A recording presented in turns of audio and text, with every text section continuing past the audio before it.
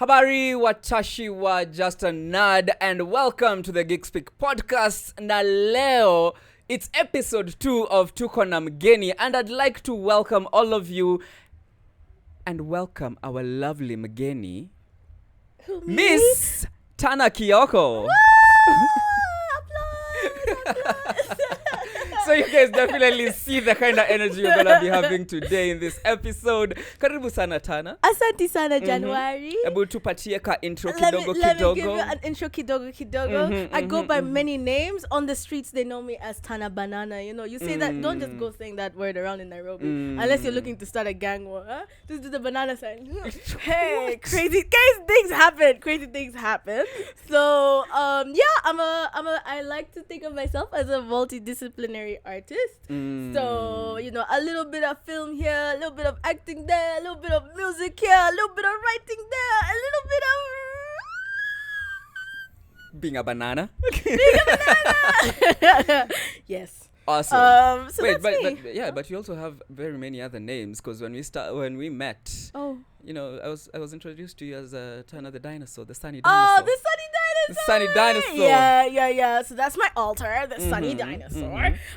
It came as a consequence of Bulgaria. Bulgaria is like this creative space that doesn't exist physically, but it might. You could argue it's virtual, but it might in a few years, who knows? But it's like this whole game concept. The person behind it is none other than Deep Vulgar, who did this artwork over here, by the way. Yeah, amazing. And then insert B-roll here of the wall where we are actually drawn. Oh, word, yeah. You are literally just under my portrait. Yeah, I'm roaring. If you've never noticed, you're over there roaring as the dinosaur. Roar. Yeah. So how we got introduced, no? That's how we got introduced. That's how we got introduced, yeah. And that's amazing. And now, so look I've at known us. you. We have kids. We have kids? What? What? What? Oops. Sorry, that was a different timeline. Let me come back to Earth. As we were continuing, I don't know about the kids, guys. As we were going on, you know, I wanted to start from that point, from where we got introduced and how we got introduced. But who are you before that? Because I was a babe of many talents. So wow, I think my creative journey started pretty young, as a consequence of just having a father who was an artist and a very, very liberal parents. They were always like, you know, you want to do art, just do art. And so I got into the performance space more, because I think I'm very like extroverted. I like to talk, I like to dance, I like to do a lot of things. So before you met me, I'd done some sorry guys, I'm not used to So yeah, you know, I did a lot of acting in school and things like that. I was like entertainment prefect kind of thing, just like making things exciting, you know. And then I graduated high school and I was like, what am I gonna do with my life? Like, who am I? And my parents advised that I take a gap 6 months. And then I did like a little sort of internship thing with Eric Wainaina, actually. And he had this like musical program where he invited a bunch of different creatives from all over Nairobi to come and create a musical, a Kenyan musical. And there was so much talent in that space. They were meeting maybe like twice a week or something. And really, you know, that was my first big exposure to the industry and recognizing it thrive outside of my parents, my one dad, right? I was like, oh my gosh, now there are people doing music, there are people doing theater, there are people that are just doing the most creatively, and I really wanted to be a part of that. So that kind of, maybe I was like 18, 19, and that kind of made me select that as the direction that I wanted to go into.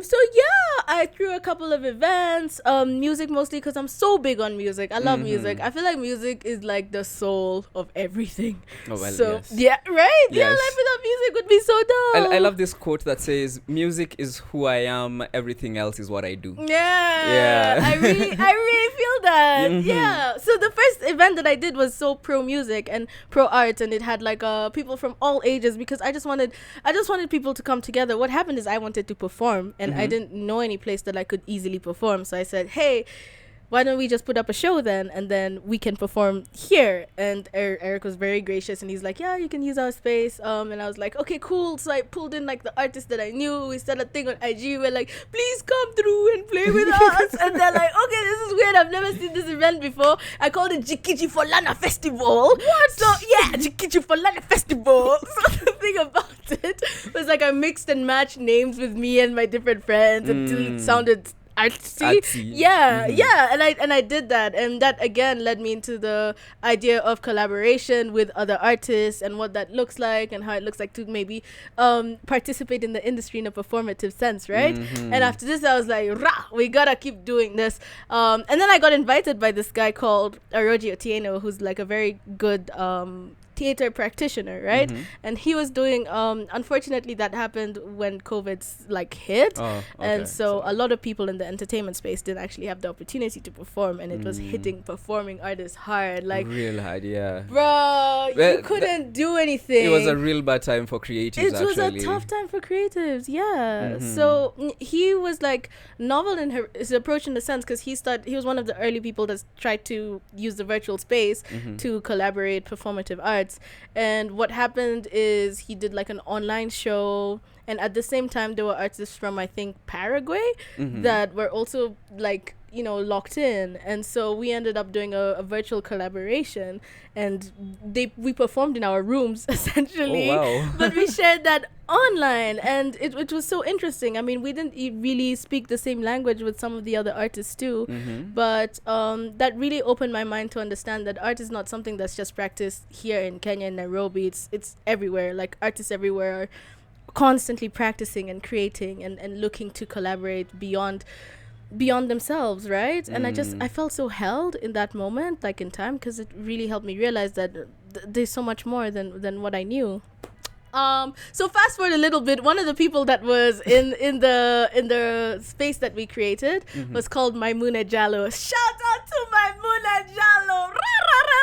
This lady is one of the most amazing people I swear on planet Earth that I've ever met. She's a playwright, initially a writer, and she used to work for the BBC. Then she got into her own writing. By the way, she's been like exiled from one country. I can't remember which one. Yeah, because she's just so she's like so pro no nonsense, and like pro no nonsense. She's like pro no nonsense, and some governments don't like that, right?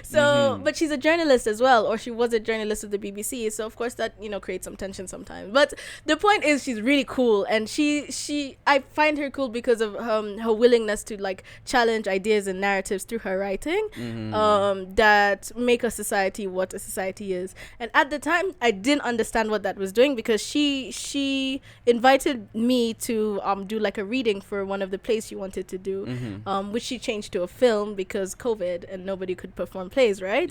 But when I read the role, she's like, this is really good, I'd love it if you could actually play this role. And so I ended up playing the role of Hamida in Hamida. Oh my God, what accent is that? Hamida. I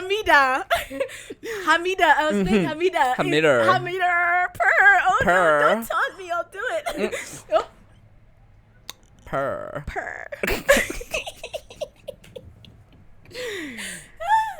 So then your energy is my anxiety. Just gotta put that out there. Yeah, I wish I could. I wish it was contagious. No. Okay. No. Do you feel different? ENFP, INF. Something. INF not P. Something. Yeah. Something. Yeah. There's definitely E in there. Yeah. So I played Hamida in Tales of the Accidental City, which was a critique. Which is like, sorry, the people behind the set that are hyping me up. So it's like a critique on Nairobi and the societal structure that it has and the relationships we have between classes, right? So it was 5 people brought into an anger management class because they each did things like out of anger, and that was what the court ruled. They were like, you guys need to go through this, guys. So we looked like we were on Zoom and we were just like talking it through.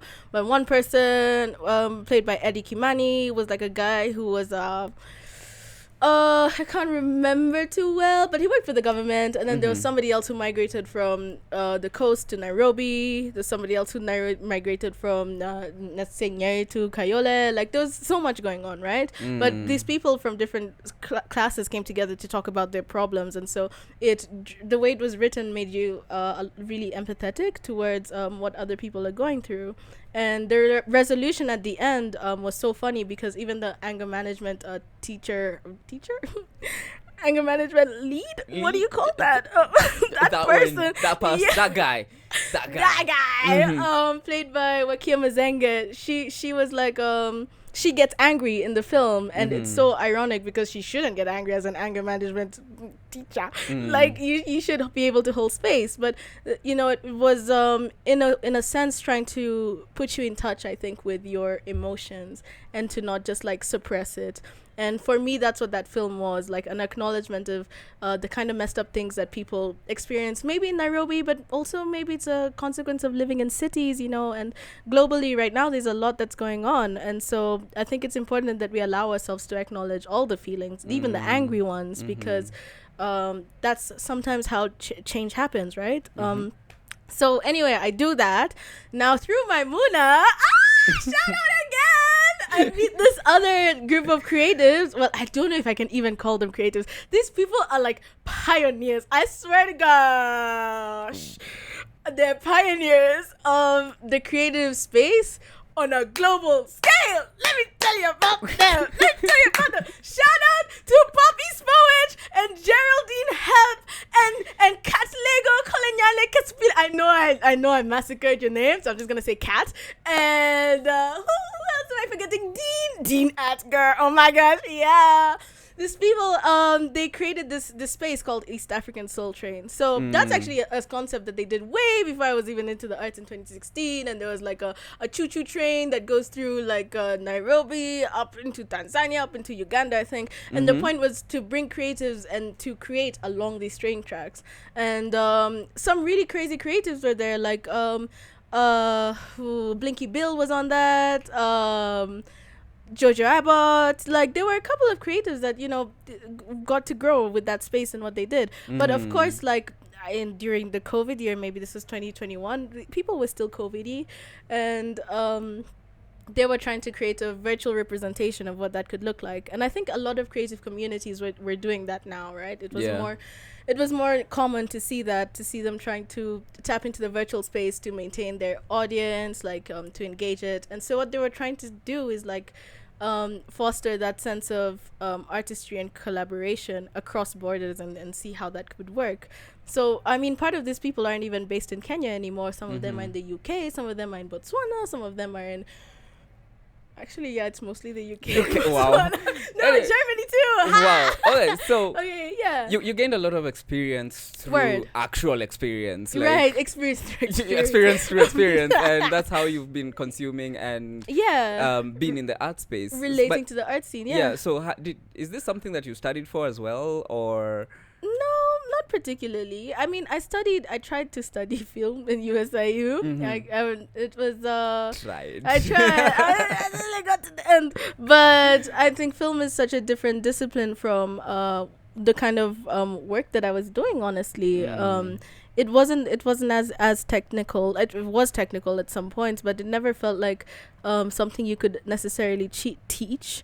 So like one of the things I learned, for example, was the importance of fostering spaces of reciprocity and collaboration and kindness between artists, and also acknowledging them if you're collaborating, like credit them, and the importance of that. And I think that's something that has never come up in a film class. I think credits have come up maybe, but not the importance of how maybe that relates to your relationship with the artist and with creativity and creation, I think. So your relationship with art is through that collaboration and togetherness? Yeah, I think so, because aside from the technical side of things. Right, yeah. Oh, okay. Like before we get into the technicalities, I want to know if I can relate to this person on an individual level, because that's going to influence how I create with them, what we create together, even the pace at which we create, the what will come out of that, right? And then we can get into the technical bits, like how actually are we creating? Are we painting? Are we dancing? Are we singing? But I love to know artists first, like on a human to human level. Wow. Yeah. Okay. And then now came the time we met and we interacted. Right. And I knew you as a photographer. Oh, word! Yeah, there's a whole thing. Yeah, that's a whole thing. So I knew you as a photographer. How did you get into that? And is that something you're also now pursuing as well? Photography. I don't know about photography. Maybe media, using video stuff as a tool for communication. I'm sorry. Oh wow. Yeah. Out of all the passionate things she's talked about, she's just like, yeah, Yeah. No, I'm genuinely trying to remember at what point of my filmmaker gal career that was when I had that camera and when we met. It's possible that it was one board from Maimuna, or maybe it was one board from somewhere else. But I remember trying to like find my way in the art scene, because East African Soul Train and Off Track had kind of like dissipated, and so I felt a bit idle as an artist, and so I would go out to these different spaces like anime trivia nights and try to just capture photos and be engaged like that. But I think when I really started to understand film as a medium for strong communication was during the protest.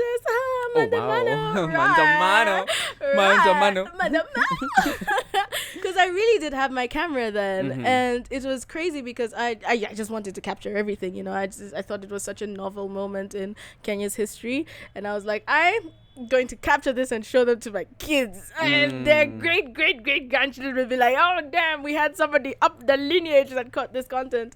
So yeah, but it was also a really crazy time because there's tear gas being thrown left and right. Yeah, so I actually wanted to ask how your experience was filming that and taking photos of that. Wow, it was quite crazy. I think there were parts of it that were tame and there were parts that weren't. So what I realized I had because of my camera was press privilege. People just assumed that I was the press because I had a camera on my neck. Let me tell you, if I just looked like your average Joe, I would have probably been profiled and shot tear gas at multiple times. But because I had my camera, I actually could go behind the police line.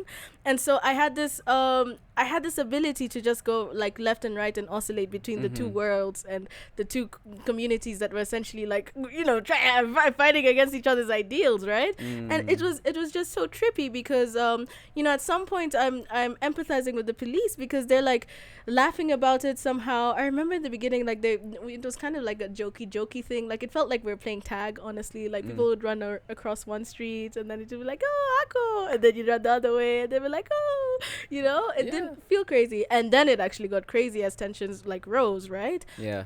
So yeah, being able to do that, I think, was a consequence of film. But there was that scenario where you actually got shot at by tear gas. Yeah, that was so crazy. Yo, so that wasn't the streets thinking of a baddie. I think I even had this crop top. Oh, and maybe another one. But like I was with this and a blue denim jacket, right? And we were going along Kenyatta Avenue. I was literally just me and a crew of like me. Can I say their names? Okay, Bob and Bobina. Like we were on the streets, right? And like it's so quiet. We're just walking, but we look like journalists, right? So I didn't think we were gonna be targeted because generally the cops were looking at people who were like shouting and running around. But no, these cops had other ideas. So like they're in this like big cop car, and I don't know what to call it. I'm sorry, but they're driving relatively fast, and they just like have this tear gas gun, and they just go. And I'm like, oh! Okay, I didn't scream because I didn't really think they were gonna shoot at me, but they did, and I think they were aiming for my stomach, but my camera was like along my neck, right? So it actually hit the lens, and that shattered, unfortunately. But I was so like shocked. I was like, are you trying to target me? Like, why? I was truly so blown away. And then that's when that was also when I realized maybe it's not as same over here. It's not. Maybe it's not jokes. Yeah, by the way, it's actually maybe not fun. Really, if that hit my stomach, I probably would have gotten like burns because the tear gas things are hot. Not to mention they explode. Yep. They just explode like after some time. So I mean, this is just so crazy. That is crazy. What helped me a lot of the time is that I was with Ray. You guys can't see her, but she's here. She's oh, did I say her name? I mean Raymond. So she was like, me and her were like literally holding each other's hands the entire way. Like things got crazy, but we'd never let go of each other's hands just because we could get pulled by crowds, we could get pulled by cops, we could get just it was so chaotic, right? And so that really gave me the stamina that I needed, honestly, to stay on track and keep filming and keep being there because I wasn't alone. But that is actually quite bold that you still kept the film rolling even through all that chaos. And it's you're not doing it for journalistic purposes or anything. You're just it's a passion you have. It's a drive you have. My goodness. Thank you. I admire that. I actually do admire that a lot. But now let's get back into your creative journey. Okay, you've done all this crazy stuff, but your portfolio is literally your resume is bruh. Where do we even start? Where do we even start? Like, okay, just give us a breakdown of some of this stuff that you've also gotten into, that you've been able to do and experience through your creative journey. Because like you said, it's not something that you really study for, or it's not something that it's a happenstance that you are born into it. And you've experimented with a lot of things. So like in those experiences, could you like just break them down for us? Like what your journey has been, places you've worked, favorite things you've done. Okay. Well, I think maybe if favorite, can I say like this is my favorite thing that I've done? Oh my gosh, do you think I'm being biased? I'm not trying to be biased, but it's not biased. I'm having a really good time right now. But I generally like as a creative, I'm quite I'm prone to spontaneity, and so that's got me into a lot of spaces because it's maybe hard for me to choose one creative discipline. And when I was starting off my career, I really used to beat myself up about that because I couldn't settle down and just choose one thing, right? And then I would maybe watch some of my friends grow into their skills and become really incredible producers over time, or incredible painters and artists over time, and I'd think, oh my gosh, if I could just choose one, maybe that could be me. But then also that was a strength in a sense, because it opened me up to being a part of so many other spaces out of my personal interests and my curiosity. And so that's why maybe my portfolio might look all over the place, but it's literally because maybe I'll look at something or I'll meet someone and I'll be like, that's so cool, I want to be like you. Just like keep going. I think that's also how I happened to fall into the space with Aries and with Geekspeak as well. I was just so fascinated by what you're doing. I don't know anybody else that has a radio station. I think I've told you this before. Like, you're my radio station friend. Like, I'd be dropping that in all conversations. Like, I have a friend that does radio. But it's also quite relatable, because I've also been that person who's just never fallen into one category, because I've also been here, there and everywhere doing everything. It's just the radio thing is actually like one of my favorite things, that when I was exploring my creative journey as well, radio is one of the things that I actually really fell in love with, because I realized I talk a lot and I can express myself through that medium. So that's why radio is kind of my main thing right now. But well, you also know that I kind of just fall in every other category. So I can totally relate with you on that one. But out of everything that you've come across or you've done, like similarly, like what's the one thing that you'd say comes naturally to you as a creative? Well, I'd say I'm very keen on music. I don't know if I'd say it comes naturally to me, but it's certainly, I've never let it go. And it's been really constant in whatever creative space I choose to incorporate myself in. There's always an element of music involved, and I love it so much for that. I play the piano. I like to maybe say that, I've been playing it for maybe 3 months, so I sound really cool, but actually it's been like 10 years. Oh my god. I know. Oh my god. Like, you see, if I say 3 months and then I drop what I play, people will be like, damn, she's a genius. But don't do that. But yeah, that's what I do. And so it's, it's fun to me because I don't know, I just enjoy the melody and how it sounds. Guitar kind of hurt my fingers a little bit, so it's a bit harder to pick up. But I love how you could just walk around with a guitar. You can't really do the same with a piano. I mean, you can. It's kind of like an old school boombox. I mean, it's okay. Yeah, I don't know about that, but I definitely love music a lot, and so I try to incorporate it in any creative space in any way, shape, or form. Yeah. And I believe you also, apart from the first event that you talked about with a really crazy name, Geekspeak Festival. that one, that has to be said in that very specific way for some reason. Yes. I know you've also had other events when you've showcased your music. Right. Yeah. Could you take us through that one? Yeah. So along my musical journey, like, it started with Jikiji Folana, but I still wanted to do more. So I did another one called Art Amaretto, and that one was also music centered, but I did that in an art gallery, and that was pretty fun. I had this creative called Justine Wonder, who's a comedian, but she's also she's so incredible. She is. She is. I love how she presents the news. She presents the news in a way which I can consume. Most importantly, I would say me, because me and news are just nowhere on the same platform, but the way she does things, yes. You would listen, right? Shout out to Justine. Shout out to Justine, for real.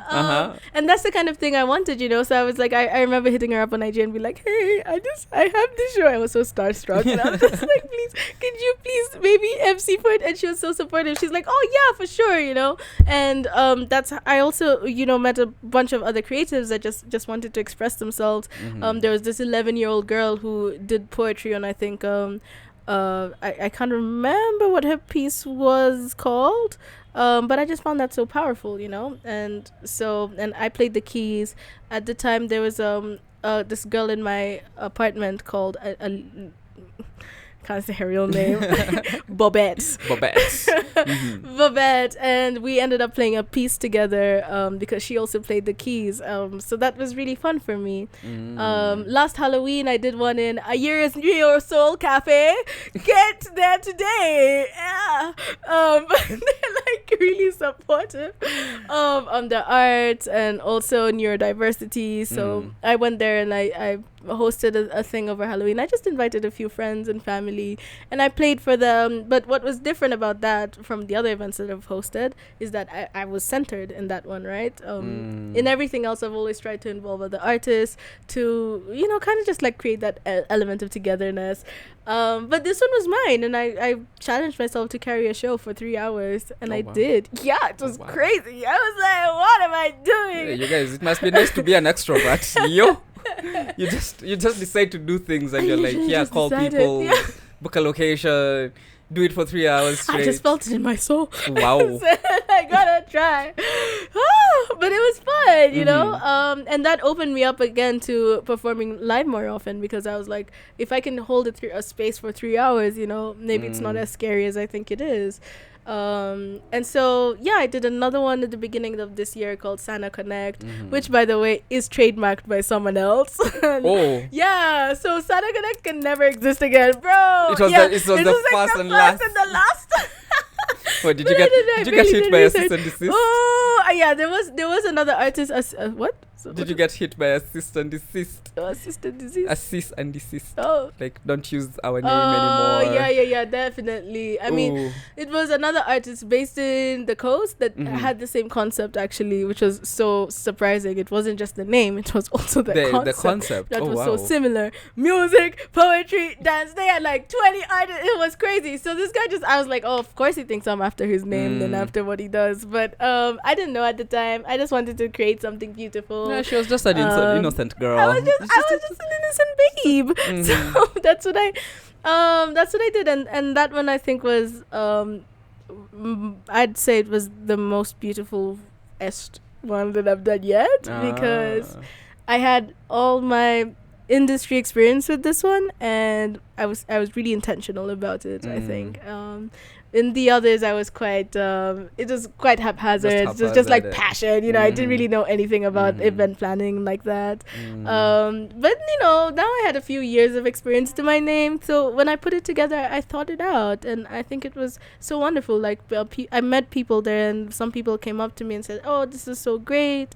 There was this writer called Najar. I don't think she minds if I mention her, but she was so grateful to have a space where she could interact with the younger generation, as she'd call it, because she's much older, but she because of that, her networks are usually people who are in her own age group.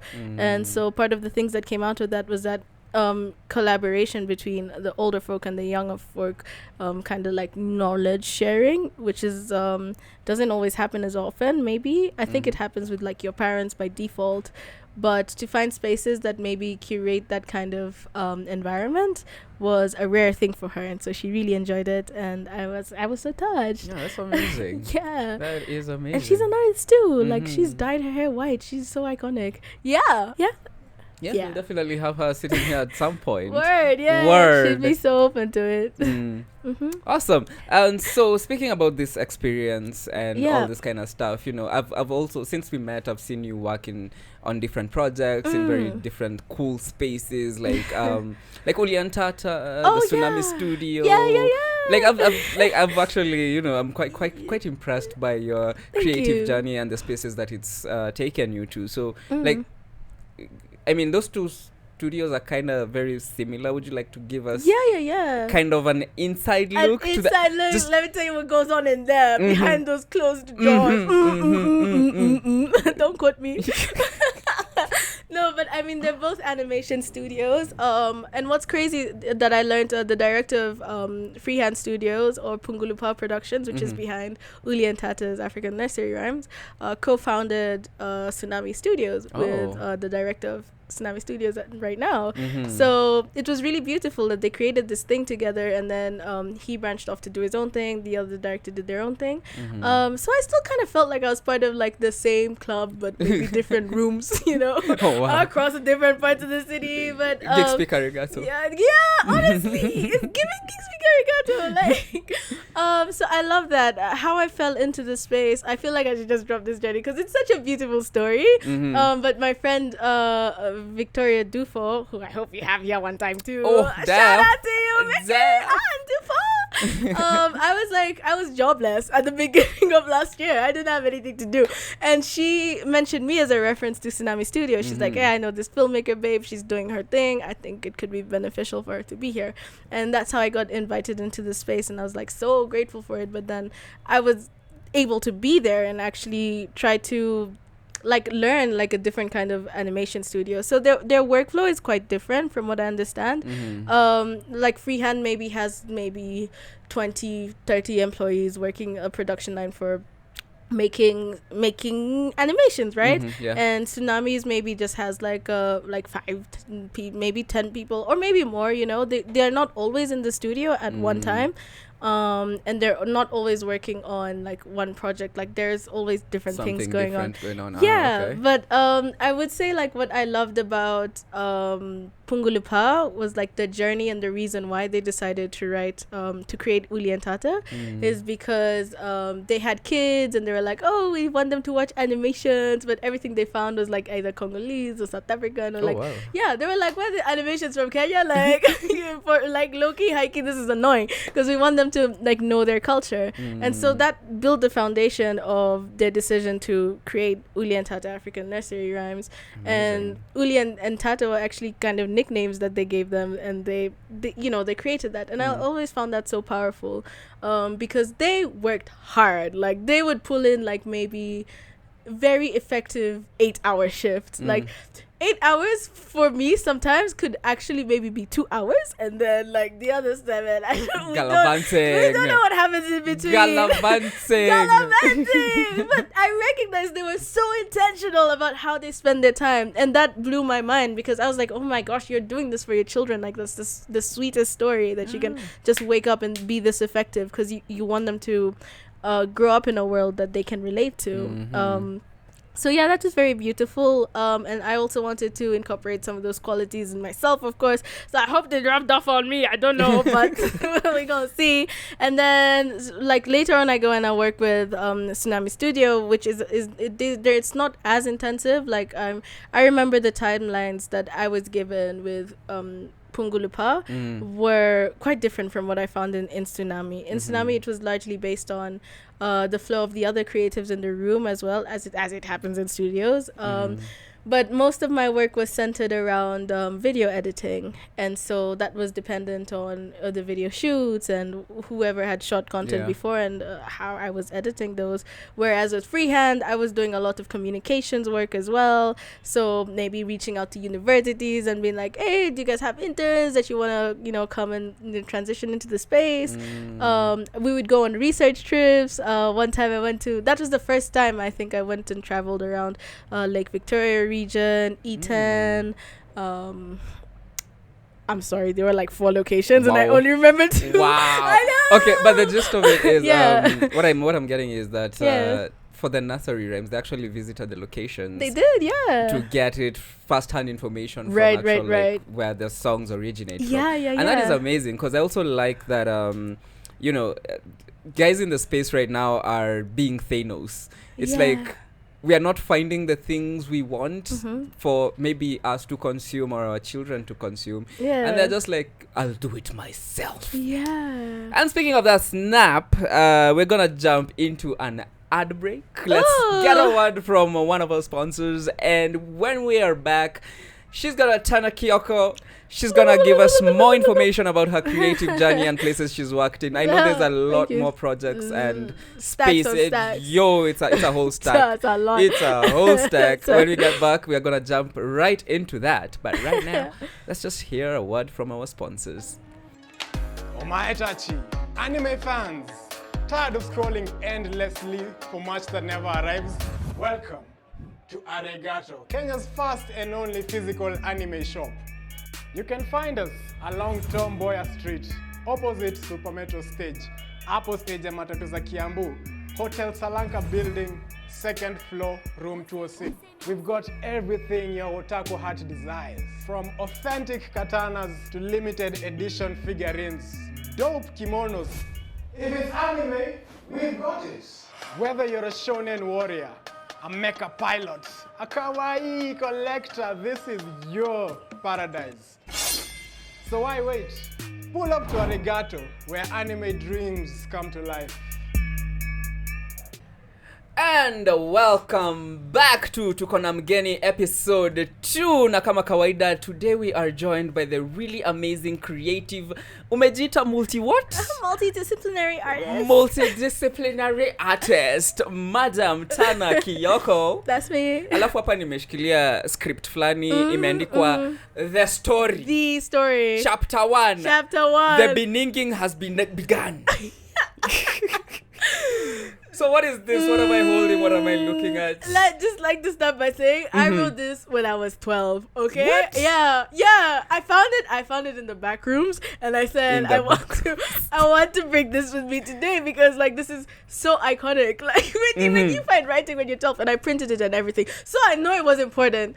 But I just want to read an excerpt because I said it's ridiculous. Some of these things are so just it's a play. So it is. Yes, it's not really meant to be a play. I think it's meant to be a book. So chapter 1. But there is only one chapter existing. So someone called Alicia Keys suggested that we put it as a play. And I think I'd love to realize that at some point. So yeah. Okay. So this is just so crazy. So you found an excerpt for us? Yeah, I'm gonna read an excerpt for you. She opened this. Oh no, that's too long. No. We waited for what seemed to be long, precious minutes before the expecting sound of 4 large thuds, symbolizing a man walking over the 3 steps of the front porch. A brief silence. Then the door jolts open and a large man steps in. A great sigh of relief filled the cellar. Then my dog jumped from my laps and viciously scratched at the door of the cellar. My mother opened the door and out jumped the man. Out jumped my dog on the man. Easy there, Kane. I cannot support you. First, I need to nourish myself with nutrition. Wife! I need sustenance. This is so misogynistic. Father! I yelled, only to follow with the foolish actions of jumping off the cellar and fortunately landing in his arms. You are testing dark forces, my son. It is an unwise to pull that decision. If not for my God-given gift of a cheetah's reaction, you could have been maimed or worse. Or worse. Line. Yeah, I love that. Wait, okay, And that's just a little bit of it. I mean, you can only believe. And this okay, but I want to ask, 12-year-old Tana, go girl. What is the story about? That's Sellers, dogs, wives, sustenance. It's just written the story. You don't ever just create for creativity's sake. Why does every story need a reason to be a story? Maybe it's just appreciating the art of description. Possibly. Wow. Yep. So is this something that you're gonna, now that you found it? Yeah. Now that you found it, is this something that it found me? It found. it found you. Is this something now that you want to work on? Of course. Like, I think it would be a shame if this is given to the mass audience as a play. Of course, as a play. How else you gotta act that out? With some fujo. Yeah. You've actually given like a lot of theatrical performance. Yeah. I really wanted you to submerge you in this world. I'm glad you felt it. Felt it in my soul.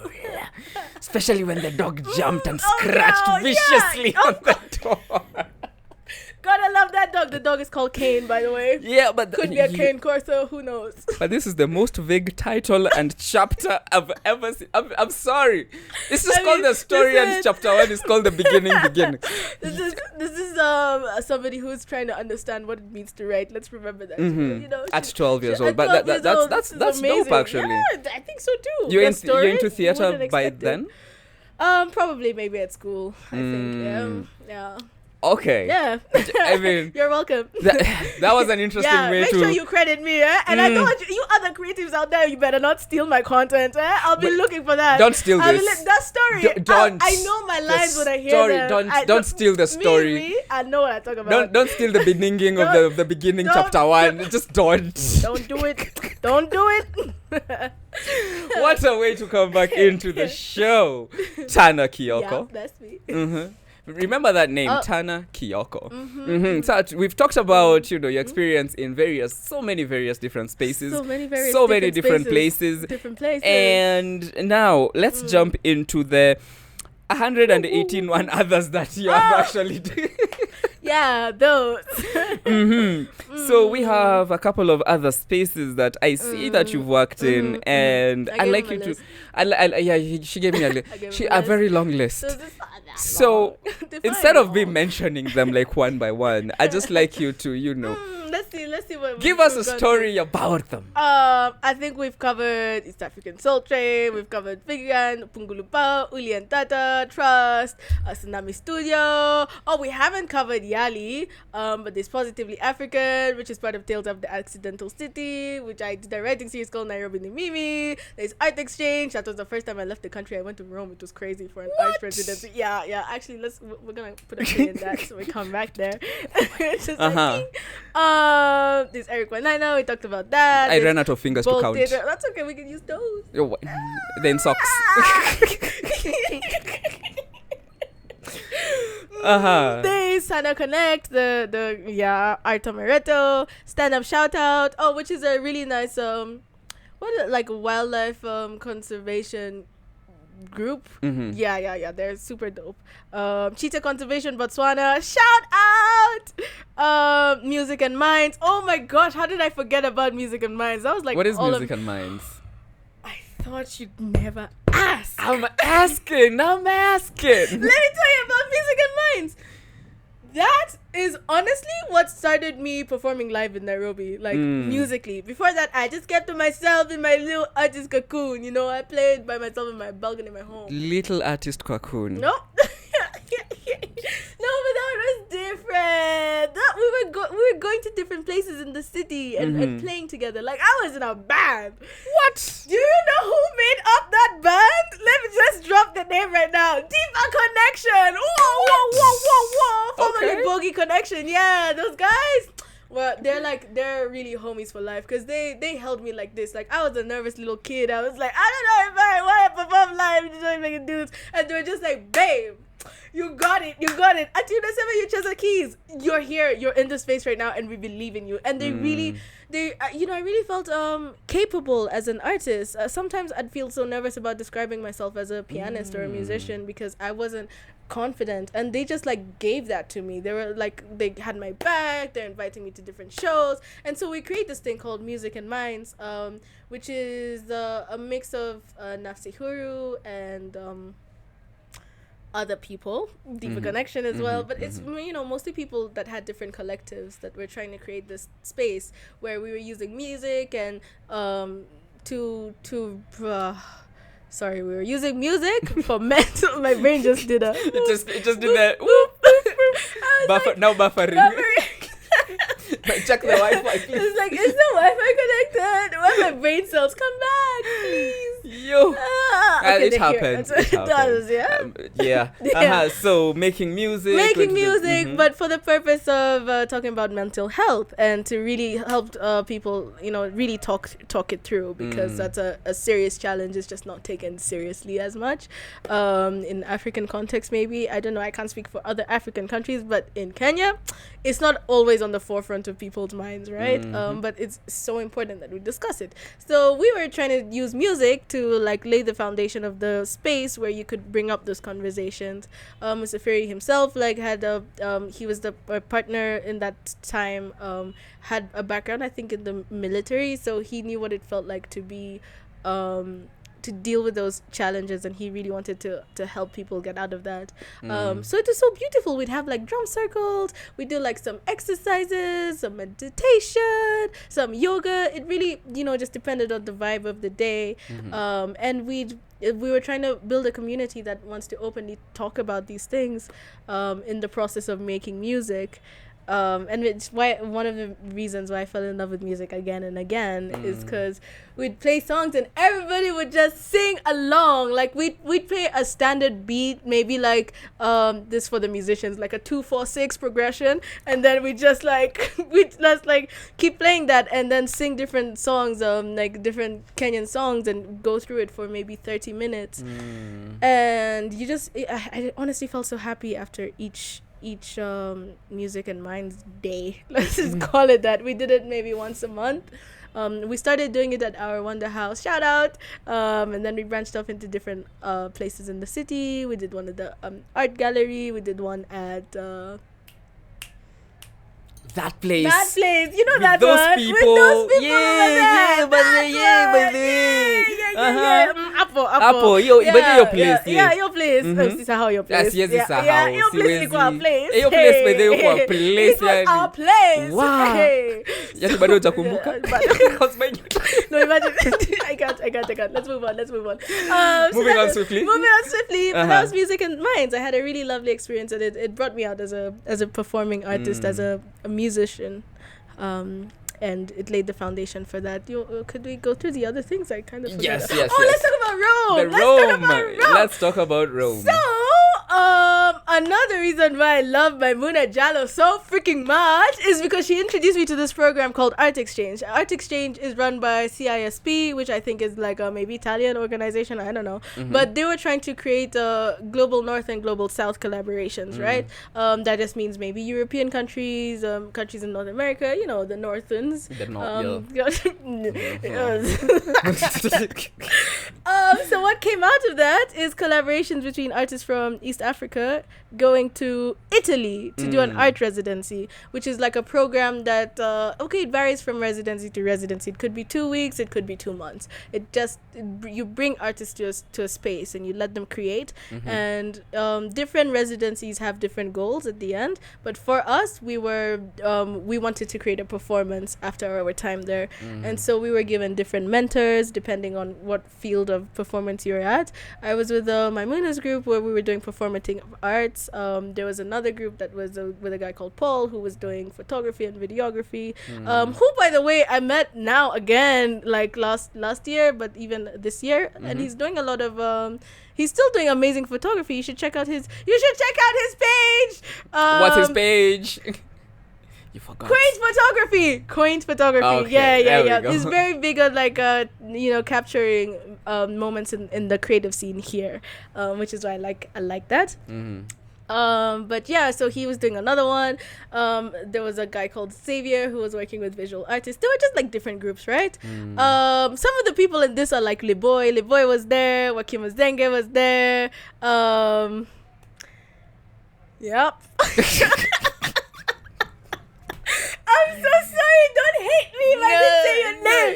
But like, yeah. But I understand you have a lot in your mind right now. So because again, guys, we still have like 1,000,001 stuff on that list. But so it's quite extensive. Quite extensive, yes. So you have met a lot of people and worked in a lot of spaces. Yeah. And that is amazing. That's incredible. It was incredible. Like I think that experience was the first time I went out of the country. I was like, what? And Rome is beautiful. It's huge. Everybody speaks Italian, but like some people speak English, so that was nice.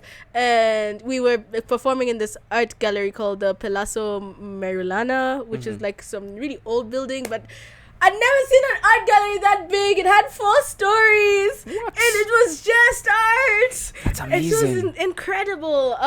So yeah, being a part of that, like, really, again, just made me fall in love with the art space. Like, if I wasn't committed before then, oh shit, and I was committed now. It also sounds like you were brought up in art galleries. So let me tell you why I keep saying art gallery. Because everything you're mentioning is just art gallery this, art gallery that, art gallery. We should just rip off the bandage now. But you see, if I talk about this, now people are going to start thinking, maybe I'm not an artist in my own right. Maybe I'm just a consequence of how I've grown up. But I think there's no real definition of artist, regardless of if that's how you are brought up. Actually, I think that's the best way to get into art, because you get exposed into the space. Helpful.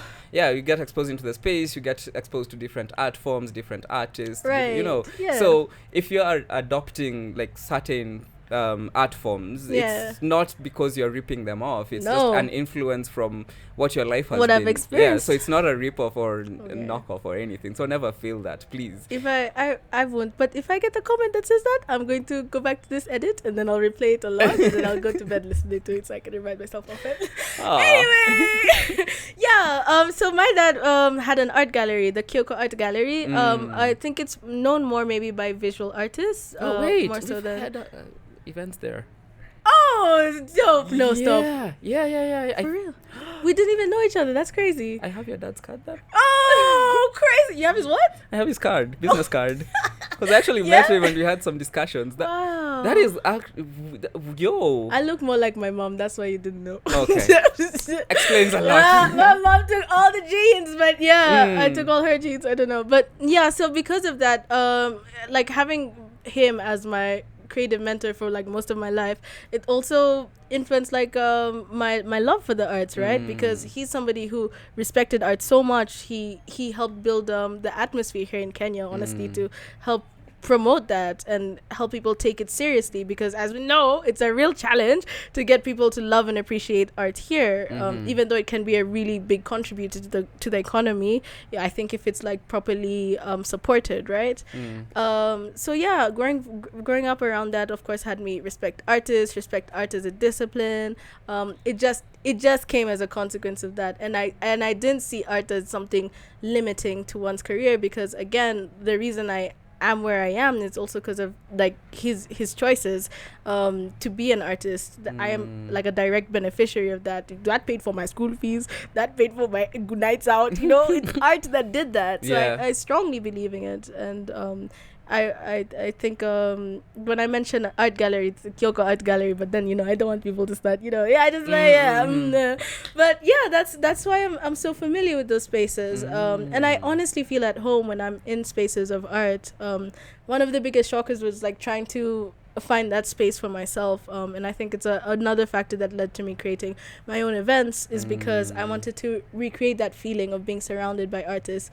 The privilege, I think, of just being able to walk into an art gallery just because you can is something I miss, right? Sometimes our home was our art gallery, because he makes these life-size sculptures and metal works, and they're these big elephants or giraffes, and those are always around the garden, and they're so sturdy, so I used to climb them all the time. And he was just such a free guy, he'd tell me don't climb them, but he wouldn't really stop me. Stop you. So that was play for me, and art was a big part of that, and I felt comfortable in those spaces. You're very justified to love art. It would actually be more ironic if you weren't into art in any way or form. Wouldn't that be so funny? That would be. I came here to talk about like finance or something. It's like, I just dropped that bang. It's like, I've this grown is why up in you an should art invest in gallery. cryptocurrency. Bruh. Could be me. We don't know. We don't know how life goes. Takes people in different directions. But yeah, it was definitely a big influence. That is amazing. So that's what's also led you to explore a lot of the art space. And I know we haven't touched about stuff like the Yali, Oh right, Yali as well. Yali, young East African initiative. I swear I'm massacring names today. Yali plus Young East African Initiative. Did I make it? Yeah. No. Was I close? Nope. I don't even know what it stands for, but it's definitely not that. You know what? This sounds like a problem for the editors. Fanya tu hivi. Fungua butchery kwa sababu I could do it, by the way. Butchery. But anyway, yes, we have Yali.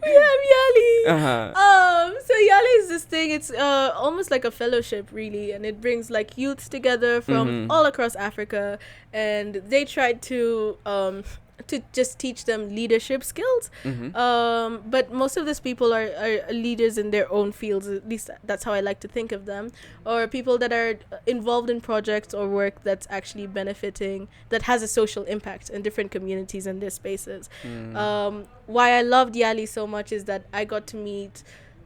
We were in my cohort. Maybe we were like 100 people, or just over 100 people, and they were from 14 different African countries. And so being around those networks and realizing the different cultural differences and similarities between us was so mind-blowing. And I loved it so much for that kind of exposure, for being able to have friends from Congo and understanding there's Congo and Congo Brazzaville, and they hate it when you confuse the two.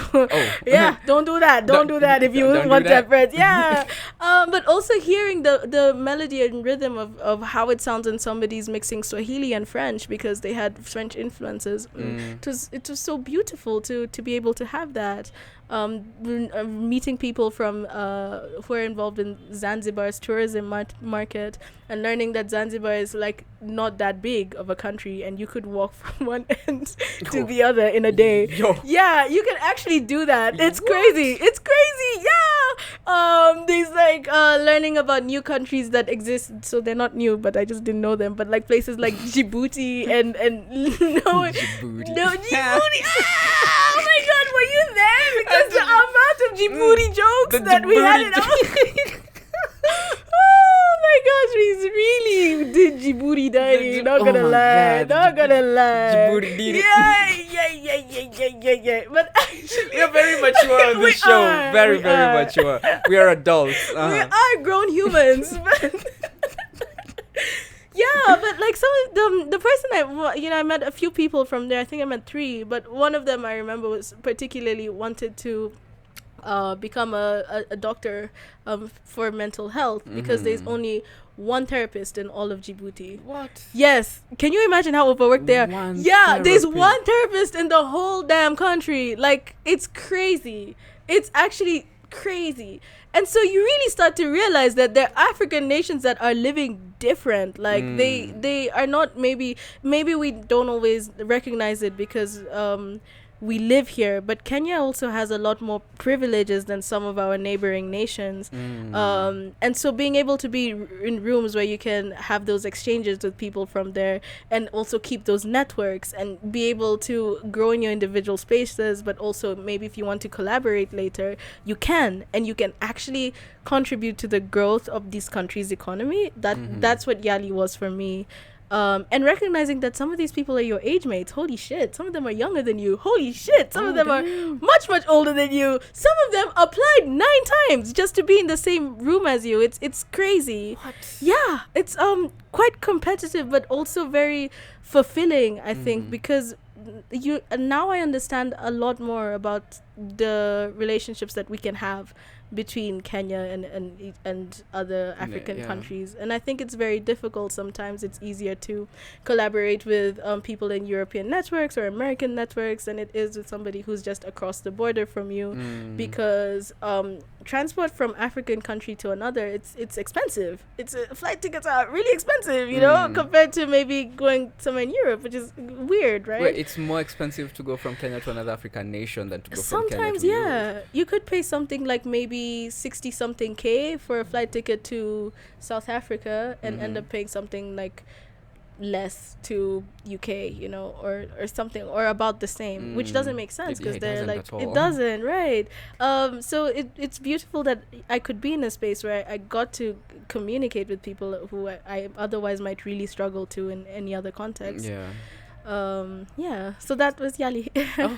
That's amazing that, you know, it's the art space, or it's the creative space that has made you or given you the ability to be able to communicate with all this and experience a lot of things that a lot of things that I've actually never even considered, that it's easier to communicate with people from like Western countries than it is from our own African Sometimes nation. it could be, And I find that quite ironic because we all try to really build up Africa as a platform for our own, especially in the creative space, because as much as you're saying that, you know, Kenya, we are privileged that we are able to have these kinds of spaces freely and openly as well, and, you know, and it's something that we can explore and affordably in a way. But other African nations are struggling to really have their creative output seen out here. Even the access to technology to do this is very tough for some. I know people from Uganda that were like, at that time we were at the height of our protests, and they're like, if we tried that stuff in Uganda, like we would be all be killed, because they have a guy who's been ruling there for like 20 years now, 40 years, and what he says goes. So we're also dealing with active dictators. Dicks. Dictators. But like, you know, and they are actively living that. You know, they came to Kenya for this program for 2 weeks, but they are going back there, knowing what they know, having experienced what a different form of what is this thing called, capitalism, can look like, and what a free market economy can kind of function as outside of those restrictions, you know. And also being able to relate to that, like, oh, you guys have a dick in power, some of us also have dicks in power. And we're still, you know, trying to navigate that, but at least you know that you have the sense of community, that we're all dealing with this, and we're all passionate to want to change that. It was so beautiful to learn that these people that have been invited into this space are here because we want to change our narrative. Like we all want to do that, and that was a beautiful point of understanding to create. And I love that it was the arts that got me there, because when I applied, I didn't apply as anything else but an artist. A lot of people were in different fields. I think in my cohort, I was the only one who pitched an idea that was relating to the arts and culture sector. Everybody else was maybe doing, pitching for another function of the economy, which is relevant and valid, but it also shows how interested people are in, or how much they believe in arts and culture as a way to change societies and social narratives. So you do you also think now, as a creative, as a Kenyan creative, do you think we are in a position where we can have more input regarding our neighbors For sure. neighboring nations' creative spaces as well. And how do you think we can influence that as But I mean, we're already doing it right now, like by having podcasts like this, which are accessible as long as you have access to the internet. For our group specifically, which was a hybrid program, so part of it was online and part of it was physical, and that's what also contributed to us learning how to communicate each other when we're not like in the same room in same spaces. So yeah, I keep doing things like that, like make yourself accessible, share your stories, tag them, reach out to people wherever they are. And I think if they're genuine about the work that they do, they'll want to contribute as well, and they'd want to collaborate, and that's how you grow networks and spaces, right? Yeah, I mean, definitely. Now, looking at your long list, I don't know how many we've covered. I don't know how many we've covered. Actually done a lot. We've done a lot. We're like 90% there, I swear. Look, and then there's Geekspeak and Arigato. Shout out! Shout out to our own selves. I didn't talk about cheetah conservation, Botswana. I think that came as a consequence of East African Soul Train and Off Track. One of the people who helped co-found the program was called Kat, and Kat also works with cheetah conservation in Botswana. So outside of being an incredible international artist in their own right, and an advocate for all manner of things, they are also deeply involved in the conservation space in Botswana. Botswana is a huge country, it's massive, but it also has a lot of rural communities, if you could call them that, because it's still a developing nation, right? So part of the things that they deal with pretty regularly is human-wildlife conflict, because it's just there. So cheetah conservation Botswana, although it's like focused on conserving cheetahs, I don't know if you got that. Whoa. But they also end up having to step in for a lot of other wildlife mitigation techniques and ideas, and also maybe teaching the community things about wildlife and just trying to mitigate that conflict as a whole. So it's big work, good work that I don't often think about growing up in a city and living in a city, but it's things that people are dealing with right there and then. But I am passionate about wildlife. My time with Stand Up Shout Out as well was a reflection of that. It's they work on climate activism is how I'd phrase it. So I am passionate about that sense, protecting wildlife, climate change, that kind of thing. And so that's how my relationship, I guess, with Kat manifested.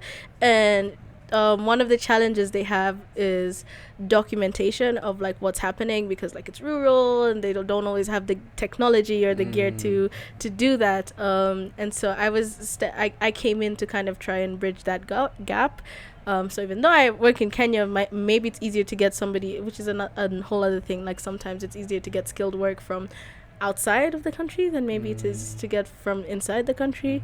But regardless, I step in and maybe I edit videos for them. I help with their communications and get to teach the staff that's there how to rely on digital technology to document what's happening. Because that's important for report writing and getting people to continue to invest in cheetah conservation Botswana so that they can keep improving the communities around. Essentially, some of the work they do, I think, should also be supported by the government, but how these yeah. Anyway, now as we are coming to wrap this up, right, we've talked a lot about what you've done, right? So right now I'd just like you to quickly touch on what are you doing currently and what can I'm on a podcast. Wow, not like at this particular moment, but like what you're doing generally right now and what we can look forward to from you as a creative. Okay, well, I think I'm in a space of change right now, just because I'm trying to further my studies in audiovisual production. So it's possible that maybe I might not be so proactively involved in the creative space in that sense. on a local level because I'm going to Brazil. Okay, no, I don't know if I'm going yet, but I applied and so because of that, I think a lot of the ways I'd contribute wouldn't be physical, but probably I intend to maybe create like videos and out of the content that I have, maybe I'll continue writing, maybe I'll improve on my music skills as well, and kind of keep sharing in that direction. What I came to realize this year actually is that I've spent a lot of time building the creative vision for a lot of other communities, but I really genuinely asked myself, because of all this change, like what is it that I want to do for me and express as me as an artist. I'm building dreams for art's sake, and I love art, but I want to build things for myself as well, right? I want to express you my also have your footprint artist. in there, Right. So that's a question that I'm trying to answer. I'm not sure what that will look like. It will probably have some music involved. It will probably have some film involved. I hope to gosh it has some animation involved too, because I love the medium. Actually, my favorite sort of movies are like animated musicals. I love those. Like Happy Feet, I could watch any day, anytime. Please. Like, yo. So yeah, things like that. And I think because of also my proficiency in like digital skills, I wouldn't be I would do it confidently online, and I wouldn't feel out of place. So that's that's it. But it's actually very valid, because also the journey of self-discovery is also an expression of art in itself. It's maybe you're not sharing it with the public, but you are actually exploring your own art journey. So it's very valid, and the fact that you want to sharpen your skills or even gain more skills in the different fields of that creativity, I think that will also make your journey better, because I feel like you like documenting a lot of things you do, and just making that part of your art better will also elevate the rest of the things you do. So it's actually quite valid, and I'm really proud that you're taking this journey. And I cannot wait to see what you come up with when you've discovered that side of things, because I also wouldn't want to be selfish in that way to say, nah, please do stuff. Or, I need you to do this. No, I need you to do this stuff, because then we wouldn't get the version of you that you want to present. And I believe that art is an expression of your true self. Right. So if you're discovering that, I can't wait to see what comes out from the other end of that journey. No. Nah.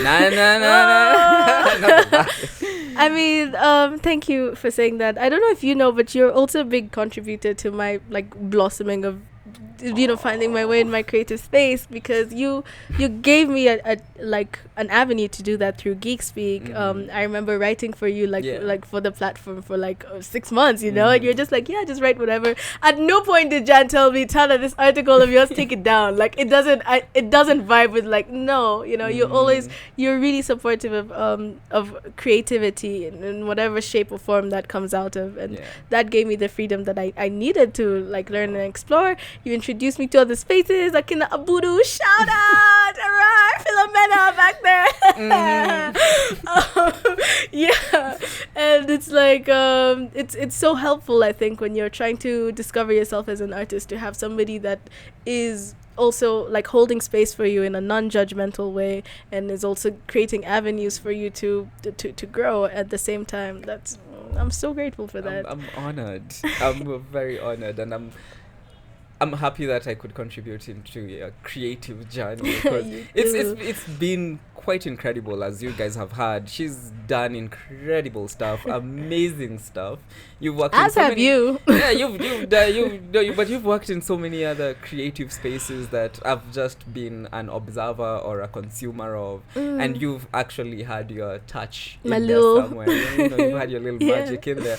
So I will appreciate everything from those spaces, especially the things I know that you've had a hand in. And I know we can talk all day, all night. Should we talk all day? Should we talk all day? Somebody stop us. We are limited by the technology that we have. Memphis and technology stuff. of the time. But it was incredible having you here. Thank you for creating space for me. I don't know if you have something that you'd like to tell, just the people that you worked with, interacted with, and also just something for the people who are coming into these spaces. Yeah. Just if you have something. Of course, yeah. I mean, like to the people there. that I've worked with, I'm so grateful for the time and mentorship and space that you gave me to allow me into your special art fields that you created, right? They're so beautiful, and I'm a direct beneficiary of your effort into the creative art market here in Kenya. So thank you for that, for giving me that space. And for artists that are coming into this field and they're like, oh, I don't know if I can do this, or I don't know how I'm gonna go about this, just do it. Like, don't overthink it. If you can, just do it. You already have an avenue. I've talked about Geekspeak. Reach out to Geekspeak and be like, hey, I do this, I don't know how, I don't know what, you know, like Jan and everybody in the room in that community is very pro artist. But I want to encourage you to try. Please don't give up on your dream. Like, if you want to try it first and then see if it's right for you, but there's definitely space for it. There are people here that are constantly working hard to make sure you have the best experience as an artist. They want to collaborate with you. They don't want to bring you down. They want this industry to grow, and I think you'll find and you'll realize that the more you get into it, that that's the general vibe I get from the other creatives and artists in the community. So don't be afraid. We hold space for each other. We look out for each other, and yeah, I hope to see you around Nairobi more. Or elsewhere. Yeah, the world is big. The world is big, but it's Small also but very big. small Yeah. at the same time. Small and big. Yeah. But yes, thank you so Thank much you. for joining us today. Thank you. Yeah, I know we can continue on this conversation over and over. So I hope we get time to pick it up again. Yeah, same. If not in the near future, sometime in the future. Mhm. And it was an amazing experience having you here. Thank you, And it's Jen. also amazing to have you as a friend. Oh. And as a creative. Oh my god.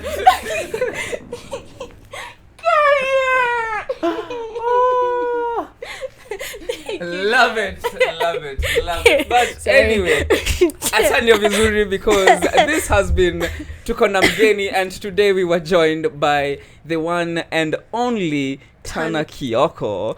See you guys in the next episode of the Geekspeak podcast. Catch us live on geekspeak.co.ke, and remember to also listen to us on Spotify, and also subscribe to our YouTube channel where you're watching this. But until next time, kwaherini. Bye. Sema kwaheri. Oh, kwaheri. Kwaherai. Kwaherai. Kwaherai. Kwaherai. Kwaherai. Kwaherai.